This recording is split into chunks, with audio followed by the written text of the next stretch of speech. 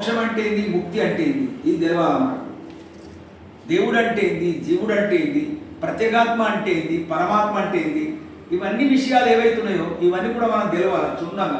దేనికి దానికి పరమాత్మ పరమాత్మ అంటున్నాం మనం. అసలు పరమాత్మ అంటే ఏంటిది? పర అంటే నీకు అవతల ఉన్నది.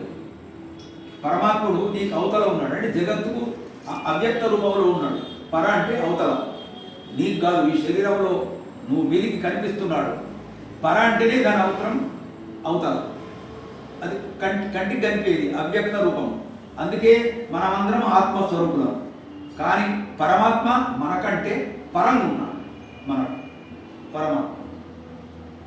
కాబట్టి ఈ విషయాలను ఇప్పుడు జీవన్ముక్తి అంటే మనం జీవించి ఉండగానే ముక్తి పొందడం. ముక్తి అనే పదానికి ఏమిటంటే మనలో ఉన్నటువంటి ఏ అలజడలైతున్నాయో ఏమిటి, అంతఃకరణం, మనోబుద్ధి చిత్త అహంకారములు, ఇంకనో జ్ఞానేంద్రియములు, కర్మేంద్రియములు, శబ్దాదులు, ఇవన్నీ మనలో పనిచేస్తున్నాయి కదా. వీటినన్నిటినీ లేకుండా చేసేది ఏదైతున్నదో అది మెయిన్ విషయం మనకు. అది చేసుకున్న తర్వాత వాటినన్నిటి నుండి మనం విడబడతామంటే విడబడుటనే ముక్తి అన్నమాట. మోక్షం అన్నా ముక్తి అన్నా విడబడటం, ఆ తగులాటల నుండి విడబడాలి. ఏమేమిటి? కర్మేంద్రియాలు, జ్ఞానేంద్రియాలు, అంతఃకరణము, 3 శరీరాలు, స్థూల సూక్ష్మ కారణ, 3 అవస్థలు, జాగ్రత్త, స్వప్న, సుషుప్తి, 3 గుణములు, సత్వగుణము, రజోగుణము, తమోగుణము, ఇలాంటి ఏవైతే ఉన్నాయో వీటినన్నిటి నుండి అధిగమించాలి, వీటిని దాటాల మనం. వీటిని దాటిన తర్వాత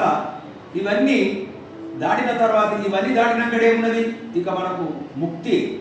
ఇవే కదా మనం జంజాట్లో పడగొడుతున్నాయి, ఇవే కదా ఇవన్నీ మనకు ఆ పరమాత్మునికి దూరం చేస్తున్నాయి. అందుకే జీవన్ముక్తి అంటే జీవించి ఉండగానే ఇవన్నీ మనం చేసుకోవాలి. ఎలా చేసుకోవాలా? మన చేతులు ఉన్నది, అంతా మన చేతులు ఉన్నది. గురుదేవుడు నీకు సహకరిస్తాడే కానీ, ఉపదేశం చేస్తాడే కానీ గురువు వచ్చి నీకు ముక్తిని ప్రసాదింపేటువంటి ప్రసక్తి లేదు.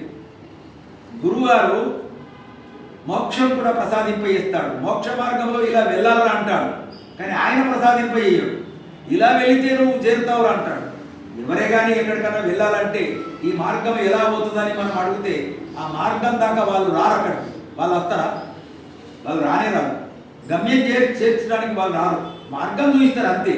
అదేవిధంగా మనకు సద్గురుడు మార్గాన్ని చూపించిండు, మార్గంలో ప్రయాణం చేయడము ఇది మనము గట్టిగా గుర్తెరగాలి.